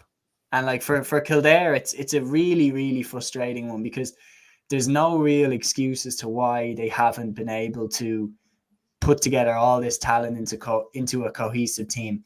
It's an era, a very much an era for Kildare of 1 step forward, 2 steps back. Once they do something right, they lose 3 games in a row. And then they'll have a good performance against Dublin, and then they'll lose a game that they never should have lost. They seemed to pull it back at stages last year. The performance against Dublin and Leinster was good. The performance against Monaghan was good, but they lost. Like, it's just, yeah, I'd just be very frustrated if I was a Kildare fan. Yeah, no, absolutely. Yeah, and for any Kildare fans watching, like, let us know your thoughts on Kildare football at the minute. Like, obviously a lot of sort of mad tweets and everything else. Few people saying Glenn Ryan should go now, and you know, other people maybe coming out with some outlandish comments. I know I've been a little bit critical of Kildare, but I think it's the same. They should hold off and wait for Davy Burke. That's what I would think. Would he leave Roscommon though to go to Kildare? I don't think he would now, unless things went poorly with Roscommon, or you know, he's there 3-4 years. But I couldn't see Davy Burke leaving Roscommon now. Do you know what I mean? You know, I don't know. It is a sticky one, no question about it. It definitely is. And another thing as well, Glenn Ryan came for a lot of flack last year for his comments about Dublin and Croke Park. This was the year to back them comments up, and they haven't done it so far. That's the most frustrating thing for Kildare. And as well as that, you mentioned Derek Huron there. He didn't actually play against Fermanagh. They apparently, according to the commentators at BBC Northern, they actually rested him because he was playing Sigerson Cup for Mayo University. And I'm thinking, you're in big trouble here, lads. If you lose this game against Fermanagh, you're in big trouble of going down to the Tampton Cup of Division 3. Why are you resting him at this stage? He's your best forward. Mm-hmm. I'm thinking, is the oomph there for Kildare? And no score in the first half from play was absolutely baffling. And in the first 20 minutes of start as well, they would boil Kildare's fans' brains. From play, they took 1 shot from play after 20 minutes. And that was a shot that dropped short from Ben McCormick. That's horrendous. That's bad. You know? Mm-hmm. That's bad. Yeah, it's really bad for me. It's bad. The other thing as well is they have Armagh next. Like, yeah. where are these points coming from? Seriously, like, where are these points coming from? Cork. I don't think they're like. Sure, Cork beat them last year and beat them easy. Yeah. Yeah. No. I'd still think that'll be a draw. I'd say. It's just frustrating. Both teams lose. Like. Yeah. Who knows? You could be getting used to each other. I mean, could be an El Talchin Cup Classic coming, but maybe on that, you know, like maybe like Talchin Cup is maybe something that Kildare actually need, to be fair, because we saw obviously with Meath last year, and I know they probably haven't had the best start to the league either, but a lot of younger players like Colm O'Rourke really changed it up and brought in a whole new team. And obviously with Kildare, like they do have a good bunch of under 20 lads there. So maybe Seamus, like that could be something that Kildare could do. Like if they do go down to the Talchin Cup, and you know, I do necessarily think that might actually be weirdly a bit of a positive maybe for Kildare. Like, but I suppose it's one of them things if it goes wrong as well, and they struggle in that. But what do you think? Well, that's it, because as we said, like, who ends up there with them? If Cork end up there with them, if Cavan end up there with them, if Fermanagh end up there with them and they beat them, like, not only did they end up in the Talchin Cup, but they didn't even win it. Because for me, the only way that was kind of excused for Colm O'Rourke was, okay, well, at least you won it. And, you know, you won a great final and everyone was delighted and, you know, what a great day out. And like, but Down could be in it next year. Like, there's a lot of teams in there that are going to be right on Kildare's tail in terms of ability. And the thing is that Meath did turn it around. Meath did turn their performances around, because a lot of people kind of say, oh, well, Meath went into the Talchin Cup and, you know, well, they were always going to win it, weren't they? Not really. Like, they got stuffed by Offaly in Leinster and got knocked out. Like, Meath only scored, I think it was 1 point or 2 points in the first half against Offaly. Like, they really played badly in that game. So it wasn't a guarantee that they were going to win the Talchin Cup. But O'Rourke turned it around, got a lot of debuts in, got a lot of confidence in that team. And they went on then to win the Tailteann Cup, which was, had a glorious finish and a great win over Down. And then the photo with O'Rourke and Sean Brennan and everything. Sean Boylan. It really felt like everything was turning in the right direction for me. For Kildare, if they win the Tailteann Cup, it's a sunshine day out in Croke Park where they can get some good vibes around the county team again. But it's a terrible start to the league. And I don't think any Kildare fan will actually sit there and think, yeah, I hope we lose our next few games so that we go down to Division 3. Yeah. Because you weirdly wouldn't be 100% confident that Kildare will come straight back up. Because I genuinely mean this. They went from being a team that were very unlucky to go down from Division 1 to a team that were very lucky to stay up in Division 2. So what we've established here, if Kildare played to their best of their ability, if they had their best 15 lads out, if they had Daniel Flynn, like Ben McCormack, Dara Kirwan, Neil Flynn, Kevin Feely, all singing from the same hymn sheet, and they had the likes of James McGrath, Jack Robinson bursting into the team, they would be pushing for promotion from Division 2. Bare minimum. So what we've established here is that Kildare's issue isn't where they are in the division. Kildare's issue is they cannot get the best performances out of themselves right now, which translates to playing any team. You will struggle to beat any team that you come up against. But it's been an issue with Kildare for the last few years. Like 2018, they lost to Carlow. Like that's how far back these issues have been going on. So you do have to question, is it a group mentality thing? Is it the players? Like, is it the players? Is there a bad attitude in the camp that leads to players like a James McGrath, who, is under 20 footballer of the year, coming through and saying, actually, no, I'm going to go traveling. Yeah, that's a good point, actually. Yeah. Like, is there a bad atmosphere around the camp, which then Glenn Ryan starts pointing at anything and everything to deflect away from his players? Yeah. Because Daniel, to add on to that, Daniel Flynn's in, then he's out. He's in one game, he's out the next. Like, there seems to be a lack of, commitment there. Yeah, it is mad, all right. And I seen Conor McKenna had a good tweet earlier, and he was comparing it to Derry, sort of, who had a lot of underage success for a good while, but their senior team was just an absolute mess. And they went down as low as Division 4. Like, they were a Division 4 team back in 2019. Yeah, so they have to go the complete way back, and you just wonder, like, is that maybe what needs to happen for Kildare, like an absolute complete reset? Like, it'd be madness to see it, but you wonder if that's possibly on the cards, Matthew. I don't think Kildare can afford to do that, to be honest with you. There was an excuse with Derry, to be fair. There was a lot of players travelling for AFL, and Callum Brown was an example there. The obvious one was Conor Glass, travelling abroad, going to Australian rules, and they were doing things abroad. The difference is that Seamus pointed this out as well. James McGrath, Daniel Flynn. I don't see Tomas van Ingebrechten in this team either, so I don't know what's the story with him. Is he travelling?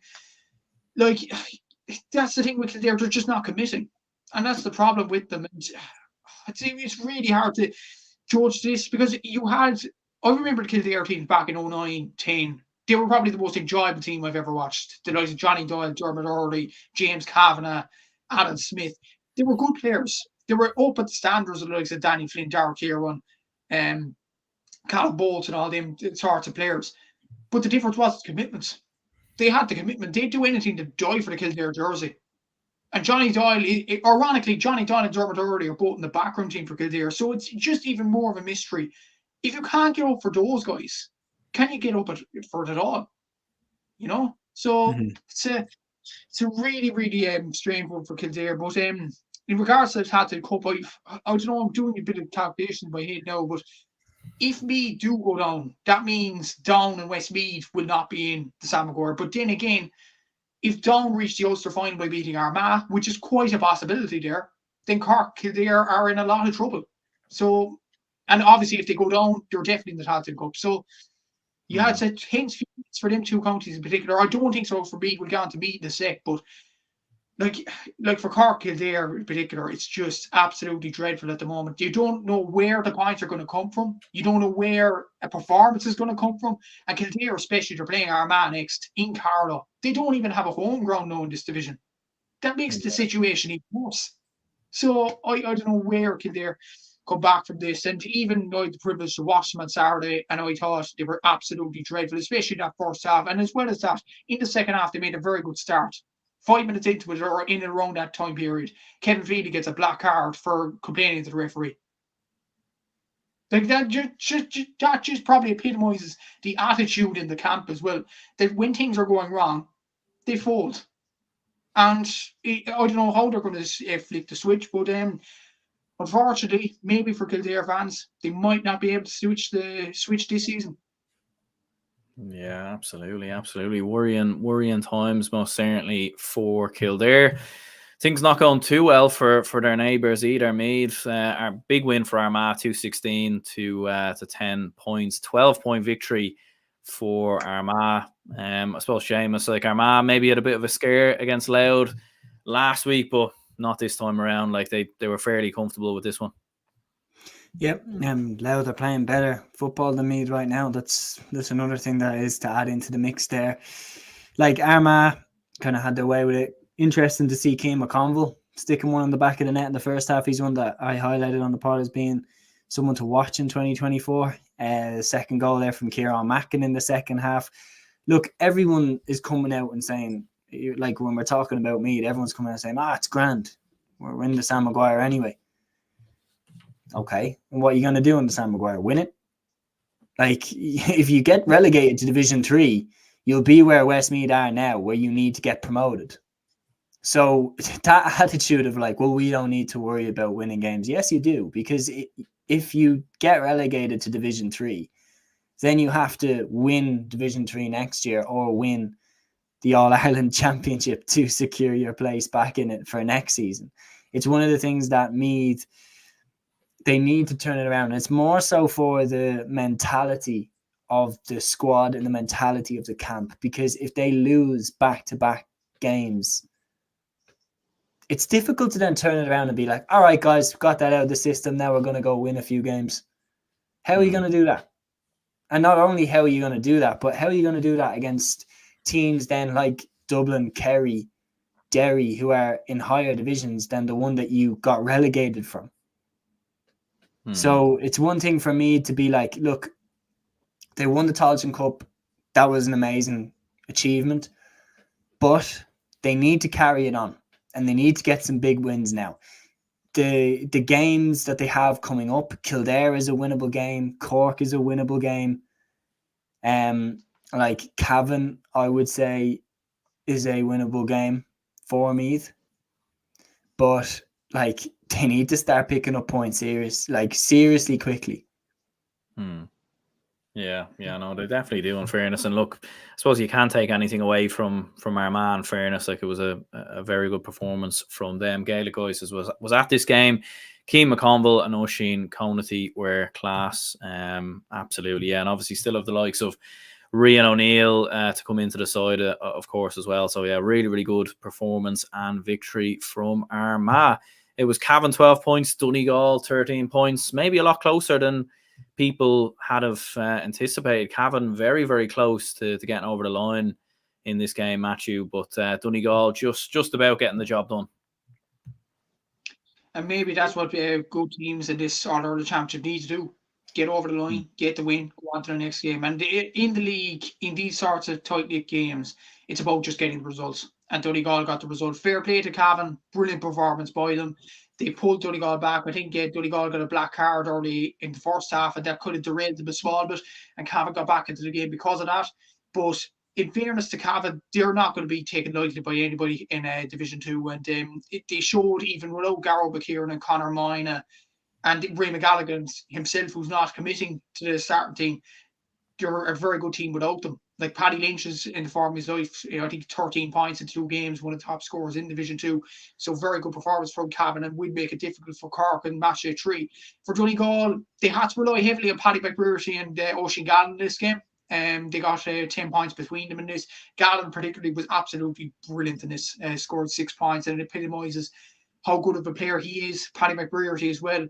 And maybe Donegal, they got the bad performance out of their system. let's move on to the next game now. And I think Jim McGuinness' team are motoring along very, very nicely. But for Cavan, I think they'll be a team to watch this season, particularly with the first two performances that they have given. Absolutely, yeah. No, I think it was a very good display again from Cavan. Obviously beating Kildare last week, and yeah, like maybe another team people looked at as a possible relegation candidate. But as you said, like even with some of those players missing, and Paddy Lynch seems to be doing the job. Some of the new players who've come in seem to be doing really well.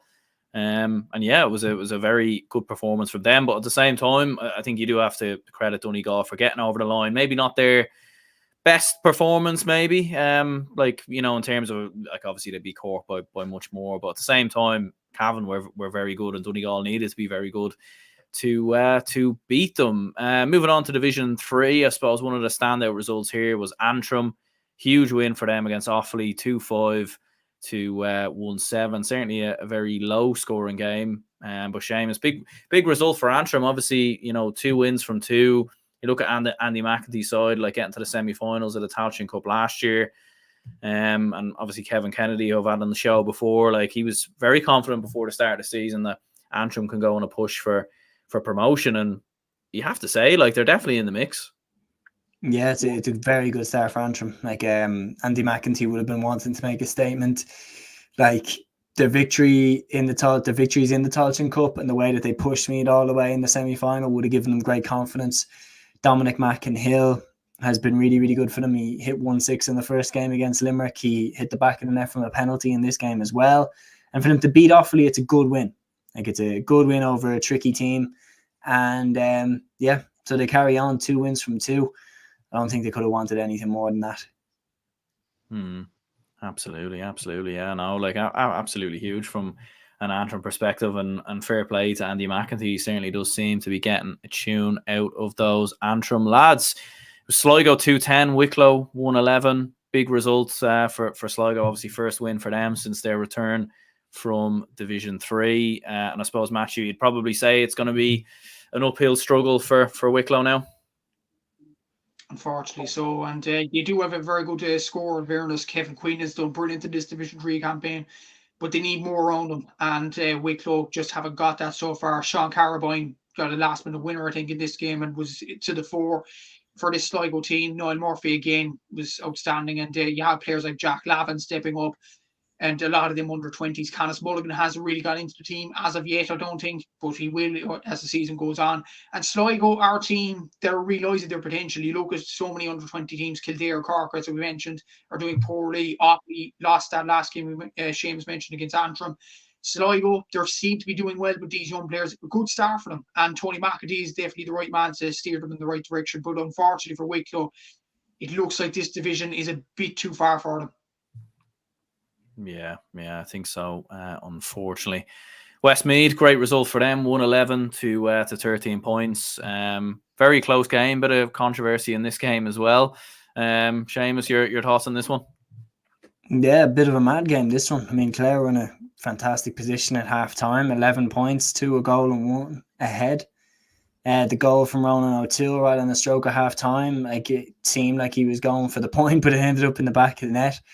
That was a lifeline for Westmeath on the stroke of half time. The win definitely, was the contributing factor as to why it was so one-sided in both halves. But Clare, getting those 2 points in the second half, they were responding to Westmeath most of the time. And the late goal would have been massive for them, because a victory like that would have put out a statement of intent to make it back-to-back wins off the back of losing those 11 players that they lost and their manager. Would have been a real statement of defiance. But no, Westmeath have gotten 2 wins that, look, weren't pretty, but they got them. And they beat Offaly when they were probably not the better team on the day. Like they just struck at the crucial time. Senan Baker got his goal and they got over the line. And in this game, again, similar. They were, absolutely annihilated at halftime, 7 points behind, and they roared back into it and stole the win. So for Desi Dolan, it's like, on one hand, the performances weren't great, but on the other hand, they've showed a lot of fight, a lot of determination, and they have 2 wins out of 2. Yeah, I think is there an argument for VAR? That's I don't. The one thing that has changed my mind on VAR, Matthew, this is one thing that's just changed my mind on VAR is think about it. Next time you're watching a Gaelic football match, or hurling match, watch when a player gets the ball. If you watch a 60-second pattern and 5 players get the ball, I guarantee at least 4 of those 5 players over carry the ball. Technically, they take 5 steps or 6 steps. So for every goal, if a player can go, he took 6 steps, VAR, he took 6 steps, no goal allowed. And you think about how many goals, how many points would be disallowed if they went back. Like off the top of my head, Sean Kavanagh's goal against Dublin in the 2008 quarterfinal, he took at least 9 steps before blasting that into the back of the net. Like those types of goals would be disallowed. And I know that technically they should be, but it would just slow the game down a lot. My key thing is just like give more responsibility to the umpires. That's just more responsibility. Make sure that they are registered referees in their own right, and they have the power. They have a whistle and they can call something. They can say, penalty, blow the whistle from the other end of the field.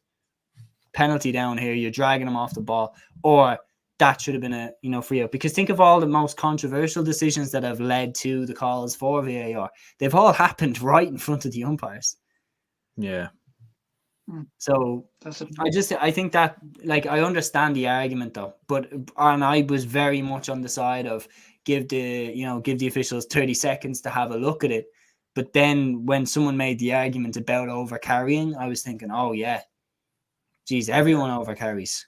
And if you were to pull back every score, you'd almost have a case to disallow every single score. Yeah, I think it just depends how they use it, really. If they were to do it, I think, like, realistically, you wouldn't be able to, like, there's already a shortage of referees up and down the country, so there's not. I think you're probably not going to get it in any games below Division 1, unfortunately. Probably Division 2 maybe, but you'd probably just be looking at All Ireland quarterfinals, semi-finals, finals. I think if they were gonna do it, but again, I suppose it is a tricky one, because you could say we'll use VAR for everything else other than the steps, or look at big moments like goals or red card challenges and whatnot, or scenarios like that. But again, the problem is, like, how far back do you go? Like, do you look at steps, and is it going to reduce goals? So it is an interesting debate, in fairness. Yeah, but one argument on this, it'll be very, very interesting come the end of the Division 3 campaign if Westmeath are 2 points clear. Be very, very interesting. Clare will be absolutely, by the looks of the screenshots that Tommy Rooney put up yesterday and the video put up that was taken down eventually on Twitter, it looked as if it wasn't a square ball at all, and Aaron Griffin's goal should have stood. I don't know what the umpires and the referee were actually thinking in that moment, and that could cost Clare later on down the line. And ironically enough, actually, in Division 2 last year, Clare were hard done by against Kildare. That could have actually kept Clare up and sent Kildare down. The same referee was in charge in that game. Wow. Maybe, I don't know. Yeah. So a lot of Clare fans were very unhappy with this. And I feel like if he referees a Clare game again, I don't think the fans will be happy. I know there's shortage of referees up and down the country, but I think Clare will feel every right to feel hard done by looking at that decision yesterday. I think it was a joke of a decision, personally. By looking at the screenshots and everything like that, obviously wasn't at the game, but looking at stuff online, it was a really, really bad decision by the officials. Yeah, like you just wonder what the umpires are doing. Like, that's the part that really confuses me, because the umpires are literally standing there looking at it. Like, they should be looking at they're looking at the ball, they're looking at the game. We had this scenario, obviously, in the All Ireland Club Hurling final as well, where obviously, from the angles we saw, the ball looked to be over the line. So, you're just looking at it and thinking, like, what is going on with the umpires? Like, how are they not able to see? Standard of umpire isn't great though. Like, it's not. I remember, like, there was a relegation playoff that I was covering for Dublin, and it was Whitehall Columkill against Fogs, and the umpires behind the goal 3 times during the game waved the shot wide that the referee had to go in and tell them that ball was over the bar. Like, 3 times in a relegation playoff that ended up being a 3-point win for Whitehall. So, like, thank God it wasn't a 1-point win. or else like people would have rightfully a lot of questions. Yeah, no, it is a strong case, all right, and there is a shortage of referees, umpires, and everything else. But yeah, like it is just absolute madness. In fairness, some of the decisions we're seeing at the moment. No debate about this one though. Down 3-16, Limerick 9 points. Matthew, I mean, it's not looking good for Limerick, but for Down, like they're on a one-way ticket out of this division by the looks of it.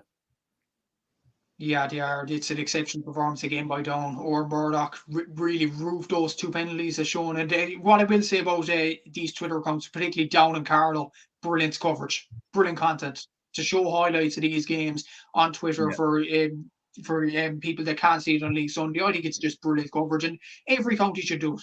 Every county, and I think that's brilliant coverage in general. But brilliant performance by Down. Or Murdoch, brilliant again, Daniel Guinness. And while I'm on Daniel Guinness, actually, he's the second top scorer from play across all the 4 divisions after match day 2. Where does he play? Centre back, number 6. He probably just gives hope to every defender up and down the country. So fair play to Daniel Guinness. Love the name, by the way, as well. So yeah, brilliant performance from him. But for Limerick, look, yeah, the ball was starting to burst, isn't it? Jimmy Lee. Look, he came from Newcastle West. He was probably the best guy to come into that Limerick team. There's still the likes of Killian Fahey and Ian Corbett. But to be honest, after that Division 2 campaign last year, it's kind of sucked the life out of them, unfortunately. And according to GAE tables, other than Waterford, they have the worst record out of any team in the Alliance League. So it's not looking good for the Treaty County as of now. Yeah, and I was expecting more from Limerick this year, especially with Jimmy Lee coming in. Obviously under the same, he's the second-hand man to Billy Lee when he was in charge. So you would have thought like he would have restored that sort of togetherness within the Limerick group that maybe was broke last year, but it obviously doesn't seem to be doing the case. Looking at Division 4, Longford 14 points, Tipperary 16 points. The big result here, Seamus, not looking good for Paddy Christie. I mean, I don't know what it is. They win the O'Byrne Cup and it's like they just clock out. What's going on? I mean, that's it. They won the back-to-back O'Byrne Cups. And like, it's a kind of a surprise because Tipperary had lost to Carlow in Semple Stadium the week before. Yeah. So you were assuming that, the back-to-back O'Byrne Cup champions would be able to beat Tipperary, especially with the game being in Pearse Park.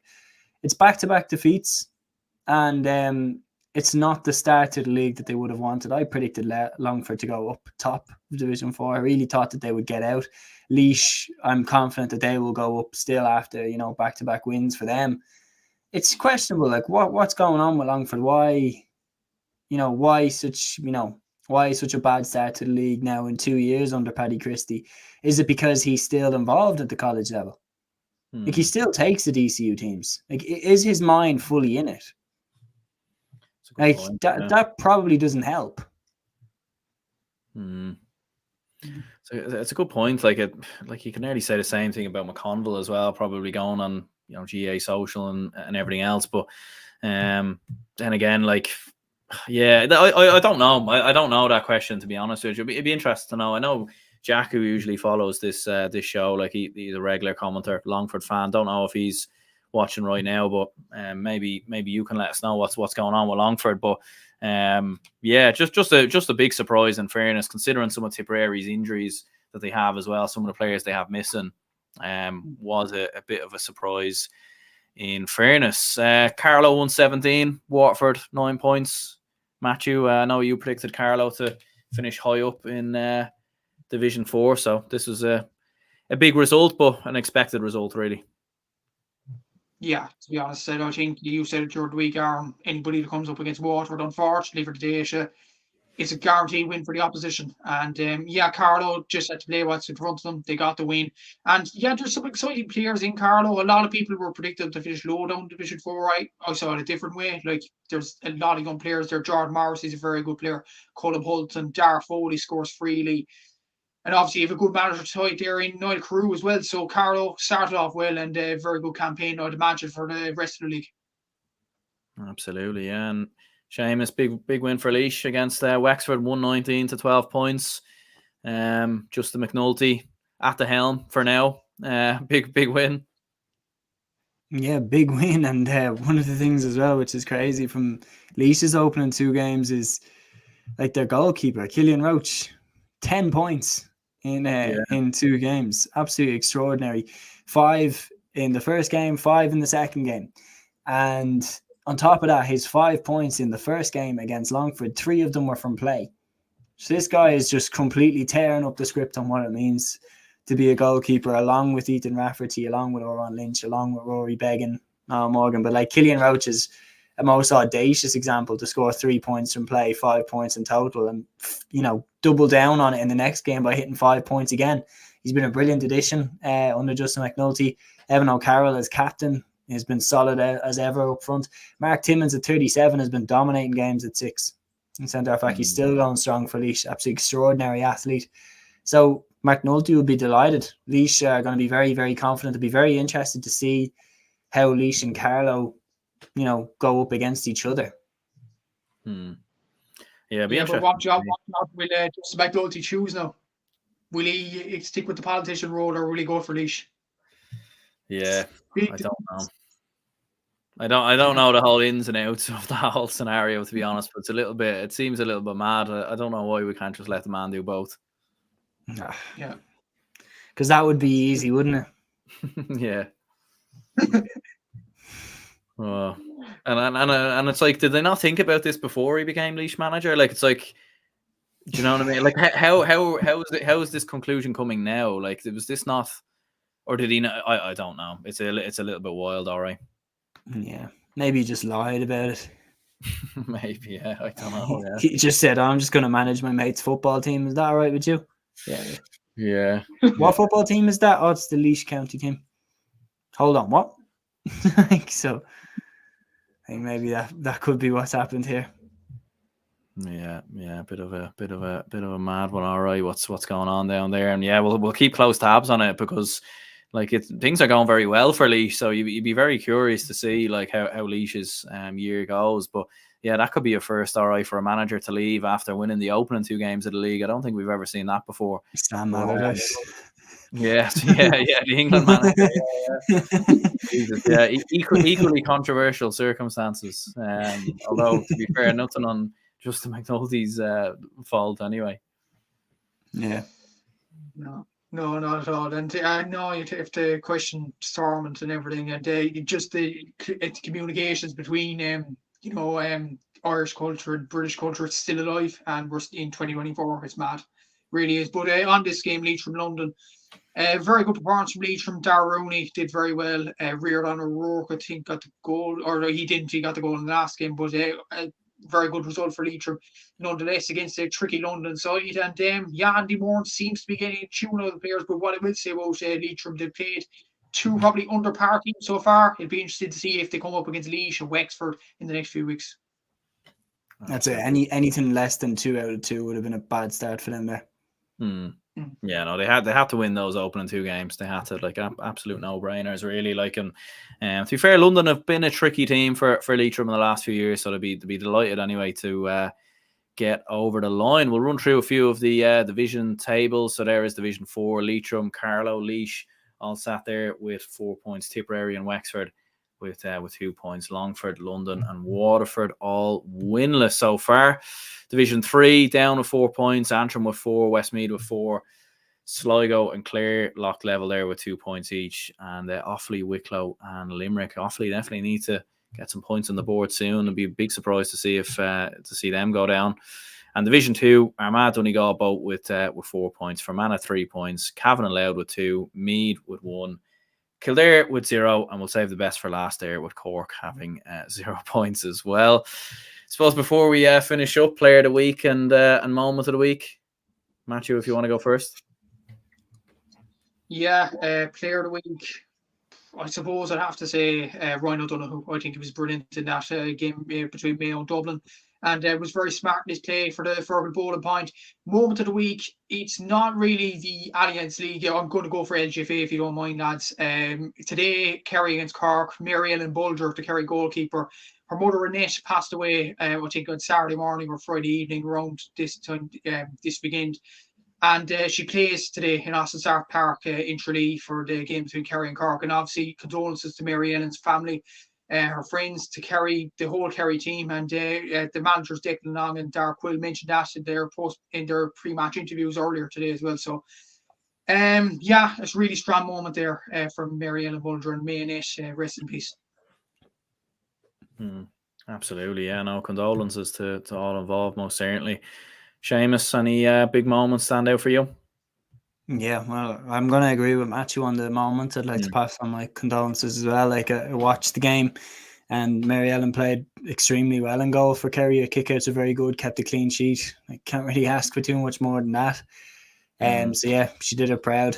And then on top of that, my player of the week, I go with Cormac Murphy from Derry. Like, man of the match, 3 points against Tyrone in a game that they really needed people to step up. Murphy stepped up, and for a player like him to come into a Derry team that are so established in what their starting 15 is, it takes a lot to break in, and that tells you the type of player that Cormac Murphy is and the type of player that Derry have on their hands. Yeah, no, I think I'd have to agree with both you lads as well. Like, I think, yeah, like we obviously saw a similar scenario with David Clifford, obviously last year, playing against Clare, and yeah, it's mad to comprehend still, having that level of respect for your team and everything else, to go out there and still play. Like, it just shows some amount of character for anyone to do that, really, because I couldn't imagine ever doing that myself, to be honest. Like, if I was to go to work or anything like that after someone very close to me passed away, so tremendous amount of credit has to go right there. Yeah, in terms of player of the week, yeah, probably would look towards Cormac Murphy as well. Very, very good performance. Oisin Gallen was obviously very impressive from a Donegal perspective. Ryan O'Donoghue, very good for Mayo. But I probably would have to edge towards Oisin Gallen. Yeah, lads, I suppose we'll wrap it up anyway. It's been a long one. So anyone who's tuned in, hit the like button and subscribe if you haven't already. Let us know in the comments down below what you thought of some of the weekend's games. Make sure to check out Seamus's podcast on Clifford. Make sure to check out Matthew's channels as well over at the Gaelic Statsman. And we will speak to you all soon.